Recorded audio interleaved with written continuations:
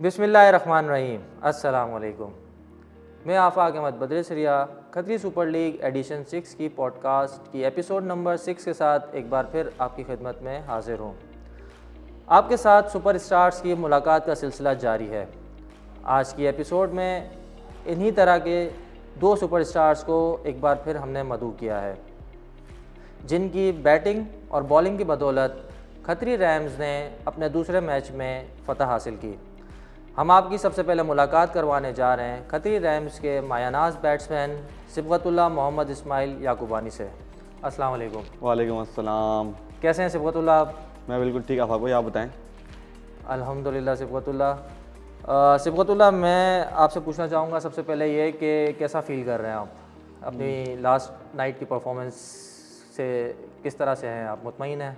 यार हाँ, हमेशा क्रिकेट खेलने में तो एंजॉय करता हूँ। कोई दिन अच्छा होता है जहाँ पर जो है एक्स्ट्राऑर्डिनरी परफॉर्म कर लेते हैं आप।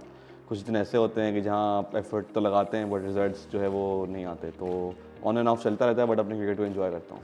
चलें, आपने जो बात की तो मैं वैसे तो एपिसोड के आगे मैं आपसे यही सवाल करना चाह रहा था, बल्कि मैं अभी कर ही देता हूँ, फिर हम आपकी परफॉर्मेंस के बारे में बात करेंगे कि पिछले कुछ टूर्नामेंट से आपकी परफॉर्मेंसेस काफ़ी डाउन हो गई थी। At the time of category जब मैनिपुलेट कर रहे थे कैटेगरीज़ को और देख रहे थे, तो उस वक्त आप बॉर्डर लाइन पर आ रहे थे। मतलब इनफैक्ट ये कि कुछ बेनिफिट ऑफ डाउट्स की वजह से आपको प्लेटिनियम कैटेगरी के अंदर रखा गया था। तो इसके पीछे यही थी रीज़न्स कि आपकी परफॉर्मेंसेस मुतवातर तौर पे जो है वो नीचे जा रही थी। लेकिन हमें पता था कि आप कैपेबल हैं, आप बहुत अच्छी क्रिकेट खेलते हैं और एट टाइम्स आपने बहुत अच्छी क्रिकेट खेली भी है। तो उसके जो ये डाउनफॉल आया आपका, मैं सिर्फ स्पेसिफिक टू द टूर्नामेंट की बात कर रहा हूँ कि वो डाउनफॉल क्यों आया था, वजह क्या थी उसकी? यस, जब भी कोई टूर्नामेंट्स होता है ना, तो एक डिफरेंट कैप्टन होता है, एक डिफरेंट टीम होती है, एक डिफरेंट एनवायरनमेंट होता है।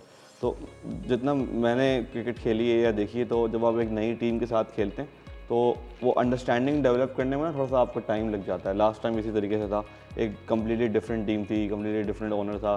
तो फर्स्ट फ्यू मैचेस के अंदर एवरीबडी वॉज ट्राइंग टू ना कि क्या कॉम्बिनेशन क्या है, किस तरीके से करना है, किस तरीके से नहीं करना है। और फिर उन दो मैचेस की परफॉर्मेंसेस को अगर आप देखेंगे तो वो बड़ी डिफरेंट होंगी, और उसके बाद की परफॉर्मेंसेस अगर आप देखेंगे तो वो बहुत डिफरेंट होंगी।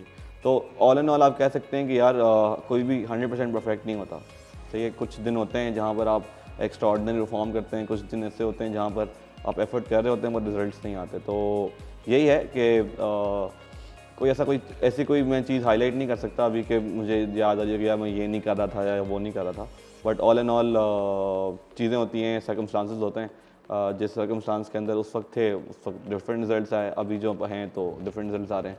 ये है कि कोशिश पूरी करते हैं, फील्ड में एफर्ट लगाते हैं, बैट से कुछ ना हो, बॉल से कुछ ना हो, कोशिश ये करते हैं कि जितने अच्छी फील्डिंग कर सकें, क्रिकेट को एंजॉय कर सकें, वो करें। तो यही करते हैं ओवरऑल। अच्छा, मैंने जहाँ तक आपकी क्रिकेट देखी है, आपने तकरीबन आज से 6-8 साल पहले की बात है, जब किसी जमात का एक टूर्नामेंट हुआ था, उस वक्त KSL एज ए ब्रांड नहीं था, एक मुझे अपॉर्चुनिटी मिली थी टीम बनाने की, तो उसमें आप मेरे साथ खेले थे, तो वो टूर्नामेंट भी हम जीत गए थे।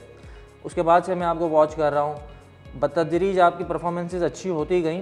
लेकिन एक चीज़ जो मैंने नोट की है वो आपके अंदर लीडरशिप क्वालिटीज़ देखी है मैंने, कि आप ग्राउंड के अंदर जो उस वक्त जो प्लेइंग जो सिचुएशन होती है उसमें आप अपना इनपुट ज़रूर देते हो बिल्कुल कैप्टन को। तो वो नेचुरल हैं या मतलब कि आप चाहते हो कि आपकी बात सुनी जाए, या मतलब कभी कभी आपके डिसीजंस ऐसे होते हैं कि जो कैप्टन निगेट भी कर देते होंगे, तो उस वक्त क्या फील होता है? यह तो एक ना, जब आप क्रिकेट खेल रहे होते हैं, कुछ लोगों के साथ आपकी अंडरस्टैंडिंग डेवलप हो जाती है, और फिर जिस तरीके से आपने क्रिकेट जो है वो यूजुअली स्टार्ट की होती है, तो आपको एक उस तरीके से आप क्रिकेट खेलते हो यूजुअली। तो मैंने जब अपनी क्रिकेट स्टार्ट की है तो मैंने अरशद भाई के साथ, वहाब भाई के साथ, और भी बहुत सारे वाजिद भाई के साथ, इन सब लोगों के साथ जो है वो मैंने क्रिकेट स्टार्ट की। तो जब आप उनसे सीखते हैं तो आप सिर्फ आप उनसे क्रिकेट खेलना नहीं सीखते, उनसे आप और भी बहुत सारी चीज़ें सीखते हैं कि आपने ग्राउंड में किस तरीके से बिहेव करना है, आपने सिचुएशन को किस तरीके से रीड करना है। तो जहाँ मुझे कोई चीज़ ऐसी जो है वो समझ में आती है कि मैं अपना इनपुट दूं, तो मैं हेजिटेट नहीं करता, मैं जाके बता देता हूँ। अब वो उसके ऊपर इम्प्लीमेंट करें कैप्टन या ना करें, it's completely up to them, but मैं अपना इनपुट ज़रूर देता हूँ। And I don't feel any hesitation कि मैं अपना इनपुट ना दूँ। अगर एज अ टीम है और वो टीम लीड कर रहा है तो मैं एटलीस्ट इतना टेम्परामेंट हर किसी में होता है और वो उसको लेते हुए ऐसे फारूक भाई की एग्जांपल दूंगा। उनको मैं बहुत सारी चीज़ें कहता था, पिछली टीम से मेरे साथ वो मेरे कैप्टन रहे, तो मैंने उनको काफ़ी चीज़ें बोलता था, कुछ चीज़ें वो शायद कर लेते थे, कुछ चीज़ें नहीं करते थे, तो इसमें कोई बुराई नहीं है मेरे हिसाब से। आपको ओपिनियन ज़रूर देना चाहिए और कैप्टन के ऊपर है कि वो उसको इम्प्लीमेंट करता है नहीं। इससे आपको भी मतलब ये कि सीखने को मिलता है कि एट टाइम्स आप समझते हो कि ये चीज़ अच्छी है, लेकिन अगर कैप्टन उसको नहीं समझता और फिर उसका डिसीजन सही होता है तो आपको पता चलता है कि हाँ ये सिचुएशन में ये डिसीजन कैप्टन ने ज़्यादा बेहतर लिया। कि आपको रीड करना आता है गेम को, कि यार आप जिस तरीके से रीड कर रहे थे वो शायद सही नहीं था, कैप्टन ने जिस तरीके से या किसी बंदे ने जो रीड किया वो सही था, तो ऐसा ही है। अच्छा, हमारे पास क्योंकि टाइम की बहुत कमी होती है, हम आपकी जो कल की परफॉर्मेंस है उसके बारे में थोड़ा सा बात करना चाहेंगे कि आपने 32 रन स्कोर किए, 20 बॉल्स फेस की, 4 बाउंड्रीज भी लगाई, एक छक्का भी लगाया, तो उस हवाले से और उस वक्त जिस वक्त सिचुएशन ऐसी थी कि मुझे ऐसा लगता है कि जो आसिफाबाद के पिच है वो बहुत ज़्यादा सपोर्टिव नहीं है बैट्समैन्स के लिए, उसमें आपको जो है स्लो स्टार्ट मिला, 13.4 ओवर्स में आपकी 3 विकेटें गिर गई थी, आपके कैप्टन ने एक अच्छी इनिंग खेली थी, कंस्ट्रक्टिव इनिंग खेली थी, मुजम्मिल ने भी अच्छी इनिंग खेली थी, लेकिन उस वक्त स्कोर इतना फॉर्मेटेबल नहीं था कि हम उसको डिफेंडेबल स्कोर कह सकें, क्योंकि सामने की जो टीम थी वो एक बहुत स्ट्रॉन्ग टीम बैटिंग लाइनअप के साथ वो उतरी हुई थी।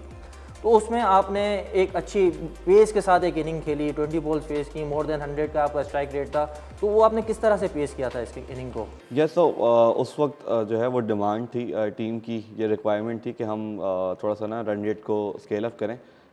साथ जब मैं विकेट पे गया था उस वक्त जो है वो मुजम्मिल ऑन स्ट्राइक था, वासिक आउट हो चुका था, तो जैसे ही मैं इस विकेट पे गया हूँ तो मुजम्मिल भी जो है वो अपनी विकेट लूज़ कर गया। खैर असद नया आया, हम दोनों नए थे विकेट पे, हमने आपस में डिसाइड किया कि हम थोड़ा सा जो है वो टाइम लेंगे, एक आधा ओवर स्पेंड करेंगे, अपने आप को एडजस्ट करेंगे और उसके बाद स्ट्राइक करेंगे। तो जो हमारा प्लान था उसको हमने उस तरीके से एग्जीक्यूट किया। हमने अपने माइंड में आपस में डिस्कस किया था कि we'll go for like at least 60 run, हमें यहाँ से 60 रन और वो आप लोगों ने अचीव भी किया। 6 ओवर्स आपके पास थे और आपने 63 रन, असद याकूबानी और सिफतुल्लाह याकूबानी के दरमियान 63 रन की पार्टनरशिप थी और वो एक मैच विनिंग पार्टनरशिप हम उसे कह सकते हैं। तो असद का भी आपके साथ बहुत लास्ट टाइम में असद ने अपनी बॉलिंग के ज़रिए परफॉर्मेंस दी थी, इस मरतबा जो है वो अपनी बैटिंग के थ्रू इसने आपको साथ देकर टीम के लिए जो है एक जिताने में किरदार अदा किया। रैम्स के को ओनर्स और ओनर्स के बारे में मुबीन हिरनीवाला और वहाब भाई के बारे में ये कहूँगा कि वहाब भाई आपके जो है डाई हार्ट फ़ैन है, जो मैंने उनको देखा है वो आपको बहुत ज़्यादा एडमायर करते हैं, तो आपकी किस तरह से टीम के साथ उनकी जेलिन है चल रही है? यार टीम के साथ तो अच्छा इंटरेक्शन रहता है। हम लोगों ने टूर्नामेंट स्टार्ट होने से पहले भी 2 मरतबा जो है वो प्रैक्टिस की है, वहाँ पर भी सब मोटिवेट करते हैं, ख़ास तौर के ऊपर जो उनका वो है मोटिव है कि वो उनको अपने भाई के लिए जो है वो टीम बनाई है उन्होंने और उसके लिए वो चाहते हैं कि हम उनके लिए परफॉर्म करें। तो ऐसे ही बिल्कुल नेचुरल है, हर किसी को सपोर्ट करते हैं, वो बकअप करते हैं और एफर्ट देते हैं कि अपने एंड से बोलते रहते हैं कि यार हमने अच्छा करना है और जो है वो मिलजुल के साथ रहना है, एज अ फैमिली रहना है। तो ये है कि और वहाब भाई का भी ऐसा ही है, वहाब भाई भी गाय बगाए आपको बताते रहते हैं छोटी छोटी चीज़ें, जैसे मैंने बताया कि क्रिकेट खेलना उनके साथ स्टार्ट किए, तो वो गाय बगाए बताते रहते हैं यार ये देख लें, इसको इस तरीके से देखें, टीम के इन्वायरमेंट को सबको एक साथ जेल करके रखना, सबकी अंडरस्टैंडिंग एक साथ सबके साथ जो है वो डेवलप कराना, तो बहुत अच्छा इन्वायरमेंट है। हम सब फील करते हैं कि एज अ फैमिली हम लोग खेल रहे हैं एंड होपफुली जो है अच्छे रिजल्ट्स आएंगे आइंदा भी। सिफतुल्लाह, बहुत खुशी हुई आप हमारे साथ स्टूडियो में आए और आपने एक बहुत अच्छी और कंस्ट्रक्टिव गुफ्तगू की और हम उम्मीद करते हैं कि आप इसी तरीके से फर्दर टूर्नामेंट में परफॉर्म करते रहेंगे और अपनी टीम की जीत में किरदार अदा करते रहेंगे। जज़ाकल्लाह, थैंक यू वेरी मच। ये थे सिफतुल्लाह मोहम्मद इस्माइल याकूबानी और इन्हीं की टीम के एक और बेहतरीन प्लेयर जिन्होंने अपनी बॉलिंग के ज़रिए अपनी टीम की जीत में किरदार अदा किया। मैं अब दावत देना चाहूँगा अपने स्टूडियोज़ में एहसन बेराजे वाला को कि वो हमारे साथ आएँ और हम उनसे उनकी परफॉर्मेंसेस के बारे में और उनके फ्यूचर गोल्स के बारे में बात करें। अस्सलाम वालेकुम। वालेकुम अस्सलाम। कैसे हैं एहसन आप? मैं बिल्कुल ठीक, आप कैसे हैं? अल्हम्दुलिल्लाह ठीक ठाक। तो एहसन, कल का मैच आपने खेला, बहुत आपकी बॉलिंग देखी माशाल्लाह, जो पिछले टूर्नामेंट के अंदर आपकी जो परफॉर्मेंस थी उसकी झलक नज़र आई, लेकिन पहले मैच में आप ऑफ कलर्स नज़र आए थे, वजह क्या थी उसकी? वजह मैं कहूँगा कि पहले मैंने कभी न्यू बॉल से सेकंड ओवर नहीं कराया था और वो टाइम वैसा था कि 10 बजे उसके बाद मैच स्टार्ट हुआ था, तो पहली बार इतनी ड्यू में मैं खेल रहा था तो बॉल भी काफ़ी गीला हो रहा था और ग्रिप करना बहुत मुश्किल हो रहा था और फिर बैट्समैन भी सामने अच्छे थे, मतलब ताहिर था, तो फिर उस हिसाब से स्ट्रेटजी बनानी थी। तो एग्जीक्यूशन तो मेरी सही नहीं थी, लेकिन प्लानिंग तो मैं करके आया था ऑब्वियसली, लेकिन एग्जीक्यूशन उस वक्त सही नहीं हुई। और नया बॉल था, बॉल स्लिप भी होता है हाथ से, तो इसी वजह से फिर अच्छी बॉलिंग नहीं हुई। तो उसके बाद फिर आपने नेक्स्ट मैच में अपने कैप्टन को बोला कि मैं नया बॉल नहीं करवा सकूंगा और मुझे आप सेकंड चेंज या थर्ड चेंज के तौर पर नहीं, मैंने कुछ बोला नहीं। हम ऐसे, मैं बोलता नहीं हूँ, अगर मुझे वो इस मैच में भी नया बोलते तब भी मैं करता, मैं मना नहीं करूँगा। क्योंकि मैं ये समझता हूँ कि अगर जो रिस्पॉन्सिबिलिटी आपको कैप्टन दे वो आपको निभानी है, अब चाहे वो लास्ट मुझे ओवर दें या इनिंग का पहला ओवर दें, तो वो मुझे एग्जीक्यूट तो करना है उस चीज़ को। अच्छा, इस मैच में आपने 4 ओवर करवाए पूरे अपने और 12 रन दिए और 4 विकेटें आपने, बहुत क्रूशल विकेट्स आपने अपने कैप्टन को लेकर दी। तो इस मैच में जो स्ट्रैटेजी लेकर उतरे थे वो पिछले मैच से डिफरेंट थी आपकी स्ट्रैटेजी। इस मैच में आपने क्या सोच के, किस इम्प्लीकेशन के साथ, किस स्ट्रैटेजी के साथ इम्प्लाइड किया था अपने आप को? मैंने इनकी फर्स्ट इनिंग देखी थी स्टैलियंस की, तो उसमें बॉल जो है वो बहुत लो रह रहा था नीचे, और विकेट बहुत स्लो थी। तो मैंने ये सोचा था कि मैं जब बॉलिंग पे आऊँगा तो मैं ज़्यादा उनको तेज़ नहीं कराऊंगा, मतलब मैंने अपनी जो मेरी स्ट्रेंथ है, जो मेरी नॉर्मल बॉलिंग है, मैं वो करूँगा, ज़्यादा एक्सपेरिमेंट नहीं करूँगा, जो बेसिक्स से उन पे ही रहूँगा, वही बॉलिंग कराऊँगा। तो उस पर भी मुझे एग्जीक्यूशन मिली और फिर अच्छी बॉलिंग हुई उस पर प्लानिंग के मुताबिक। अच्छा एहसन, मैं यहाँ पर आपकी तारीफ़ करना चाहूँगा कि आपने बहुत नीचे कैटेगरी से स्टार्ट किया था, आप राइजिंग स्टार कैसे जी। अच्छा, वो आप करते करते अब आप गोल्ड कैटेगरी तक आ गए हो। जैसे हमारे पिछले मेहमान आए थे सिबगतुल्लाह, तो उनसे मैंने यही बात कही थी कि आप हमें बॉर्डर लाइन पर नज़र आए थे, लेकिन कुछ बेनिफिट ऑफ डाउट्स।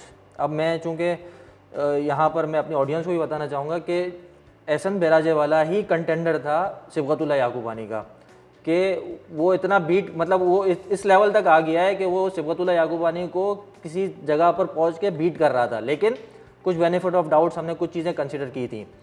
तो आप अपने आप को मज़ीद देखना चाहते हो, निखरता हुआ देखना चाहते हो, किस तरीके से देखना चाह रहे हो? अच्छा, और आपकी जो क्वालिटी है वो ये है कि आपने अपनी बॉलिंग से ही इतना मकाम हासिल किया है, तो किस तरीके से आगे एक्सेल करना चाहोगे आप? देखिए, जो कोई भी प्लेयर होता है वो यही चाहता है कि वो दिन ब दिन बेहतर हो और अपनी टीम को कंट्रीब्यूट करे विन्स में। तो जब मैंने स्टार्ट किया था 2019 में KSL 3 हो रहा था आई थिंक ज़ीब्रास के साथ, तो राइजिंग स्टार में मैं सेलेक्ट हुआ था। फिर उसके बाद करते करते फिर मैं अब इस लेवल पे पहुंच गया हूँ कि मैं प्लेटिनम कैटेगरी तक पहुंचने वाला हूँ। लेकिन मैं कैटेगरीज को नहीं देखता, मैं देखता हूँ कि मैच में कितनी कंट्रीब्यूशन है मेरी।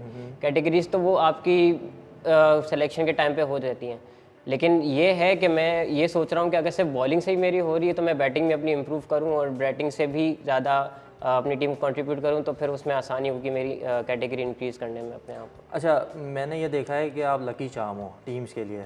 जिस टीम में एहसन बेराजेवाला खेलता है वो टीम फाइनल में क्वालिफाई करती है। ज़ीब्रास को हम देखें, हम खतरी लास्ट ईयर की जो किंगफिशर्स थी उसकी भी टीम का हिस्सा थे, उसने भी फाइनल के लिए क्वालिफाई किया था। तो अब रैम्स जो है वो लगता है कि, और जिस हिसाब से प्रोग्रेस मैं देख रहा हूँ तो वो टक्कर देती हुई नज़र आ रही है बाकी टीम्स को बहुत अच्छे तरीके से, और मुझे ये फाइनल तक दिखती जाती हुई दिख रही है। तो ये एहसन बेराजेवाला फैक्टर तो नहीं है? नहीं, ऐसा नहीं होता, टीम की कंट्रीब्यूशन होती है। लेकिन हाँ, ये मैं बोलूँगा कि मैंने जब भी कोई टीम के साथ मैंने खेला वो पहली ही फ्रेंचाइज होती है, मतलब उस ओनर की वो पहली फ्रेंचाइज होती है। खतीज ज़ीब्रास भी पहली थी, फिर मैंने आईबैक्स से खेला, गुल अहमद भाई की थी, वो भी पहली थी, फिर किंगफिशर भी पहली थी और ये रैम्स भी पहली थी। ये आप कह सकते हैं ये सिमिलैरिटी। बाकी विन्स पे तो मेरा नहीं है कि वो टीम की कंट्रीब्यूशन होती है, बस वो अल्लाह ने है कर दिया ऐसा कि फाइनल में जाते हैं जब भी मैं जिस टीम में होता हूँ। अच्छा, मेरा लास्ट आपसे एक सवाल होगा कि टीम के को ओनर और ओनर्स के साथ किस तरीके से आपके जेलिन किस तरह से हो रहे हैं और उनकी तरफ से आपको क्या गाइडेंस मिल रही है? उनकी तरफ से शुरू से ही जब से टीम स्टार्ट हुई तब से बहुत ज़्यादा गाइडेंस मिल रही है, और ख़ासतौर पर मुझे, क्योंकि मैं जो है वो यही सोचता हूँ कि जब आपकी टीम में मेंटर्स जो होते हैं वो उनको क्रिएटिंग लॉन्च बहुत हो। जैसे लास्ट टाइम मेरे साथ वाजिद भाई थे, उन्होंने मुझे बहुत समझाया था बॉलिंग के टाइम पे भी, वैसे भी on end of the field. तो ये मैं समझता हूँ कि जब आप ऐसे मेंटर्स के साथ खेलते हो तो आपकी क्रिकेट इंप्रूव होती है, बिहेवियर आपका इंप्रूव होता है। तो बाकी सब चीज़ें वहाब भाई ने बहुत सपोर्ट किया, मुझे बताया कि किस तरह बॉलिंग करो ये वो। तो जब भी गलतियाँ करता हूँ मिस्टेक्स का बताते हैं, तो काफ़ी अच्छा लग रहा है उनके साथ। और जैसे कि ये है कि हमने रमीज़ भाई के उसके नाम पे रखी है, तो उन्हीं का ही उस दिमाग में है, उन्हीं के लिए हमने ये टूर्नामेंट विन करना है। चलें, बहुत अच्छी बात है। हम चाहेंगे कि आप इसी तरीके से टूर्नामेंट के अंदर परफॉर्म करें, अपनी टीम के लिए परफॉर्म करें, अपनी बिरादरी का नाम रोशन करें और अल्टीमेटली हम चाहेंगे कि आप पाकिस्तान का भी नाम रोशन करें एक मकाम पर जाकर। तो ये थे हमारे एहसन बैराजे वाला। उम्मीद है कि आपको ये एपिसोड भी पिछली एपिसोड्स की तरह पसंद आई होगी। अपनी राय से आगाह करते रहिए ताकि हम इस सिलसिले को बेहतर से बेहतर बना सकें। मिलते हैं अगली एपिसोड में, तब तक के लिए इजाज़त दीजिए। अस्सलाम वालेकुम।